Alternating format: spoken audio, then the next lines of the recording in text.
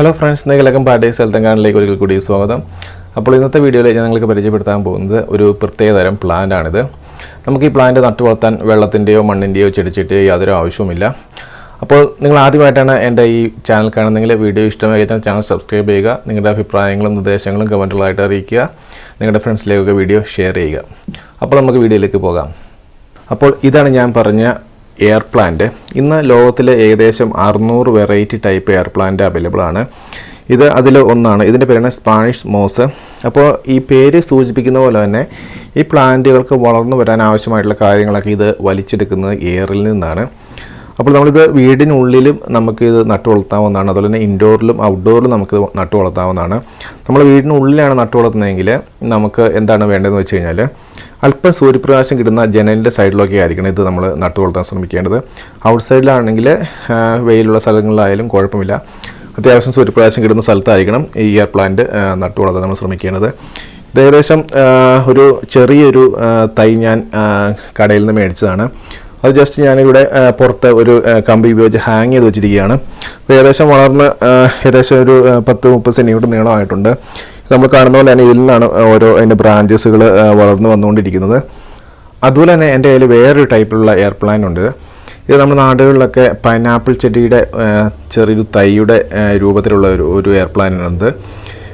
ട്വില്ലാൻസിയ എന്ന പേരിലാണ് ഇതിൻ്റെ ഈ ഫാമിലുള്ള ഈ എയർ പ്ലാന്റുകളെല്ലാം അറിയപ്പെടുന്നത്. ഏകദേശം 600 വെറൈറ്റി ടൈപ്പിലുള്ള എയർ പ്ലാന്റുകളുണ്ട്.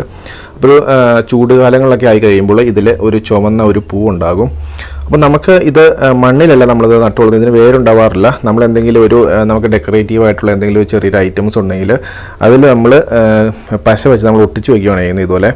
അപ്പോൾ അങ്ങനെ കുറച്ച് കഴിയുമ്പോൾ ഇതിൻ്റെ ചുവട്ടിൽ നിന്ന് പുതിയ തൈകൾ ഉണ്ടാവുകയും ചൂടുകാല സമയങ്ങളിലൊക്കെ ഇതിൽ നിന്ന് പൂക്കളുണ്ടാവുകയാണ് ചെയ്യാറുള്ളത്.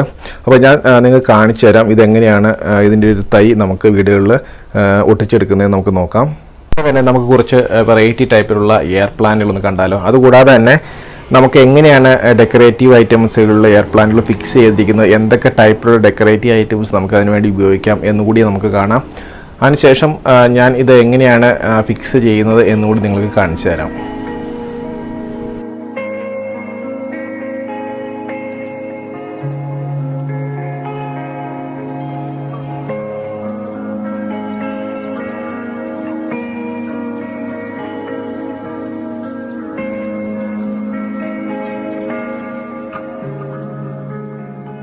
അപ്പോൾ അതിനായിട്ട് ഞാനിവിടെ ചെറിയൊരു പോട്ട് എടുത്തിട്ടുണ്ട്. ഇത് ചെറിയൊരു ചെടി നിരുന്ന പോട്ടായിരുന്നു, പ്ലാസ്റ്റിക്കിൻ്റെ.